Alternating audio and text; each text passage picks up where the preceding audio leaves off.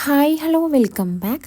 പച്ചരിയും ക്യാരറ്റൊക്കെ വെച്ചിട്ട് സിമ്പിളായിട്ട് ഉണ്ടാക്കിയെടുക്കാൻ പറ്റുന്ന ഒരു പലഹാരത്തിൻ്റെ റെസിപ്പിയാണ് ഇന്ന് ഷെയർ ചെയ്യുന്നത് കേട്ടോ.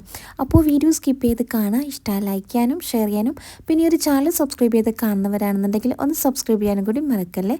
അപ്പോൾ നമുക്ക് നേരെ വീഡിയോയിലേക്ക് കിടക്കാം.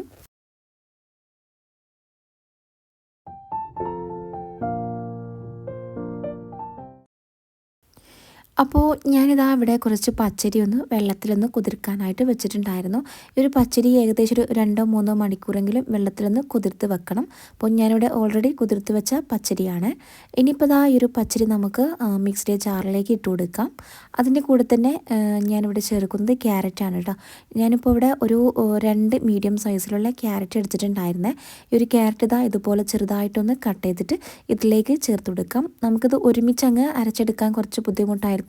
അതുകൊണ്ട് തന്നെ 2 ബാച്ചായിട്ട് അരച്ചെടുത്താലും മതി കേട്ടോ. അപ്പോൾ ഞാനിവിടെ 2 ബാച്ചായിട്ട് തന്നെയാണ് അരച്ചെടുത്തിട്ടുണ്ടായിരുന്നത്. അപ്പോൾ ഈ രണ്ടും പച്ചരിയും അതുപോലെ തന്നെ ഈ ഒരു ക്യാരറ്റൊക്കെ മിക്സ്ഡ് ജാറിലേക്ക് ഇട്ട് കൊടുത്തിട്ടുണ്ട്. ചെറിയ പീസാക്കിയിട്ട് തന്നെ കട്ട് ചെയ്തെടുക്കുക, എങ്കിൽ മാത്രമേ പെട്ടെന്ന് അരഞ്ഞ് കിട്ടുള്ളൂ. ഇനിയിപ്പോൾ ഇതാ ഇതിലേക്ക് കുറച്ച് തേങ്ങ ചിരകിയതും കൂടി ചേർത്ത് കൊടുക്കാം. ഞാനിപ്പോൾ ഇവിടെ തേങ്ങ ഇതാ ഇതുപോലെ ചെറുതായിട്ട് ഇങ്ങനെ കട്ട് ചെയ്തതാണ് ചേർത്ത് കൊടുത്തിട്ടുണ്ടായിരുന്നത് കേട്ടോ. ഇതിപ്പോൾ ചിരകിയെടുക്കാനുള്ള ഒരു മടി കാരണമാണ് ഇങ്ങനെ ചേർത്തിട്ടുണ്ടായിരുന്നത്. അപ്പോൾ നിങ്ങൾക്ക് തേങ്ങ ചിരകിയതോ അല്ലാതെ ഇതുപോലെ ഉണ്ടെങ്കിൽ ഇങ്ങനെ ചേർത്ത് കൊടുക്കാവുന്നതാണ്. അപ്പോൾ ഈ ഒരു തേങ്ങയും കൂടിയും ഇതിലേക്ക് ചേർത്ത് കൊടുത്തിട്ടുണ്ട്.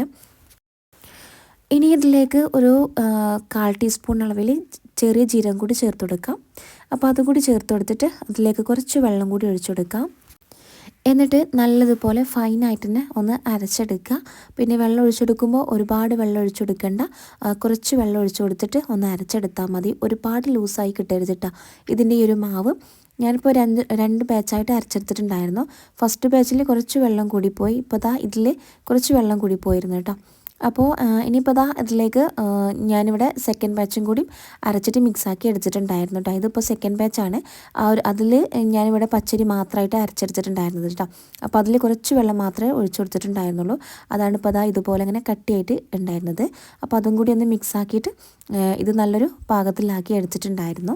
ഇനിയിപ്പോൾ ഒരു മാവ് നല്ലോണം ലൂസായിട്ട് നിങ്ങൾക്ക് തോന്നുകയാണെന്നുണ്ടെങ്കിൽ വേണമെന്നുണ്ടെങ്കിൽ കുറച്ച് മൈദ ചേർത്ത് കൊടുത്തിട്ട് ജസ്റ്റ് ഒന്ന് കട്ടിയാക്കി എടുത്താൽ മതി. എന്ന് വെച്ചിട്ട് ഇത് ഒരുപാട് കട്ടിയാക്കി എടുക്കാനും പാടില്ല കേട്ടോ.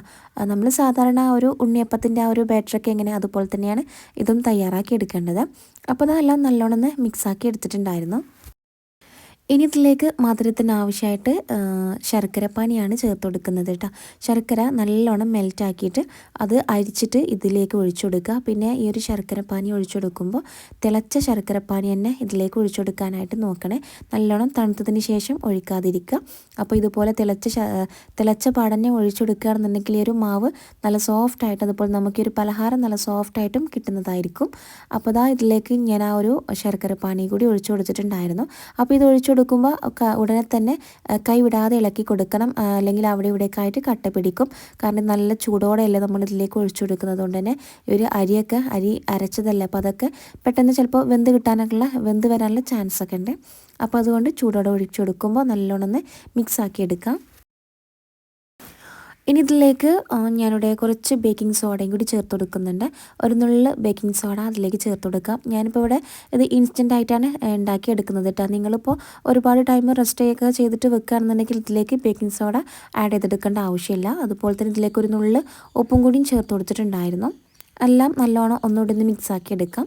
പിന്നെ ഇപ്പോൾ അതിലേക്ക് ഞാനിവിടെ കുറച്ച് തേങ്ങയും കൂടി ചേർത്ത് കൊടുത്തിട്ടുണ്ട് കേട്ടോ. അപ്പോൾ തേങ്ങയും കൂടി ചേർത്ത് കൊടുത്തിട്ട് ഒന്നുകൂടി ഒന്ന് മിക്സാക്കി എടുക്കാം. തേങ്ങ ചിരകിയതാണ് ഇതിലേക്ക് ചേർത്ത് കൊടുത്തിട്ടുണ്ടായിരുന്നത്. അല്ലാന്നുണ്ടെങ്കിൽ തേങ്ങ ചെറുതായിട്ട് ഇങ്ങനെ കട്ട് ചെയ്തിട്ട് അങ്ങനെയും ചേർത്ത് കൊടുക്കാവുന്നതാണ്. അപ്പോൾ ഇതും കൂടി ചേർത്ത് കൊടുത്തിട്ട് നമുക്കിത് നേരെ അങ്ങ് ചുട്ടെടുക്കാം.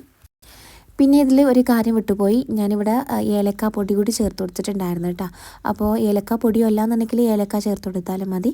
നമ്മൾ ആ ഒരു അരിയൊക്കെ അരച്ചെടുക്കുന്ന ആ ഒരു ടൈമിൽ അതിലേക്ക് ഒരു 2-3 ഏലക്ക ചേർത്ത് കൊടുത്തിട്ട് നല്ലോണം അരച്ചെടുത്താലും മതിയേ. അപ്പോൾ നമുക്കിനി ഒരു പലഹാരം ഓരോന്നായിട്ട് ചുട്ടെടുക്കാം. ഞാനിപ്പോൾ ഇതവിടെ ഓയിലൊന്ന് ഒഴിച്ചു കൊടുത്തിട്ടുണ്ട്. നല്ലോണം ചൂടായി വന്നാൽ നമുക്ക് അതിലേക്ക് കുറേശ്ശായിട്ട് ഒഴിച്ചു കൊടുത്തിട്ട് ഇതൊന്ന് ചുട്ടെടുക്കാം. സാധാരണ ഉണ്ണിയപ്പൊക്കെ ചുട്ടെടുക്കുന്ന ആ ഒരു രീതിക്ക് തന്നെയാണ് ഇത് ചുട്ടെടുക്കുന്നത്. ഞാനിപ്പോൾ ഇവിടെ ഉണ്ണിയപ്പച്ചട്ടിയിലാണ് ഉണ്ടാക്കിയെടുക്കുന്നത്. ഇതൊരു ലോ ടു മീഡിയം ഫ്ലെയിമിലിട്ട് വേണം ചുട്ടെടുക്കാനായിട്ട്. അപ്പോൾ നമ്മുടെ പലഹാരം ഇതാ ഇവിടെ ഏകദേശം റെഡി ആയിട്ടുണ്ട്. ഇതിപ്പോൾ ഒരു ലൈറ്റ് ഒരു യെല്ലോ കളറായിട്ടാണ് നമുക്ക് കിട്ടുക. കാണാനും നല്ല ഭംഗിയാണ്, കഴിക്കാനും ടേസ്റ്റ് ഉണ്ട് കേട്ടോ. അപ്പോൾ ഇത് കരിയാതെ നോക്കുക. ഇതിപ്പോൾ അപ്പോൾ ഫസ്റ്റ് ഇട്ടപ്പോൾ തന്നെ അതിൻ്റെ ഒരു കുറച്ച് ഒന്ന് കരിഞ്ഞു പോയിട്ടുണ്ട്. അപ്പോൾ നിങ്ങൾ ലോ ടു മീഡിയം ഫ്ലെയിമിലിട്ട് തന്നെ ഒന്ന് ചുട്ടെടുക്കട്ടെ. ബാക്കിയുള്ളതൊക്കെ ഇപ്പോൾ നല്ലതുപോലെ തന്നെ കിട്ടിയിട്ടുണ്ട്. അപ്പോൾ നമ്മുടെ പലഹാരം ഇവിടെ റെഡി ആയിട്ടുണ്ട്. മസ്റ്റായിട്ടും ട്രൈ ചെയ്ത് നോക്കുക. അപ്പോൾ ഇതുപോലത്തെ റെസിപ്പീസിനൊക്കെ വേണ്ടിയിട്ട് ഒരു ചാനൽ സബ്സ്ക്രൈബ് ചെയ്യുക. സബ്സ്ക്രൈബ് ചെയ്യുമ്പോൾ ബെല്ലൈക്കൺ പ്രസ് ചെയ്ത് ഓൾ എന്ന ഓപ്ഷനും കൊടുക്കാൻ മറക്കല്ലേ. അപ്പോൾ ഇൻഷാ അല്ലാഹ് പുതിയൊരു വീഡിയോയിൽ കാണാം. താങ്ക്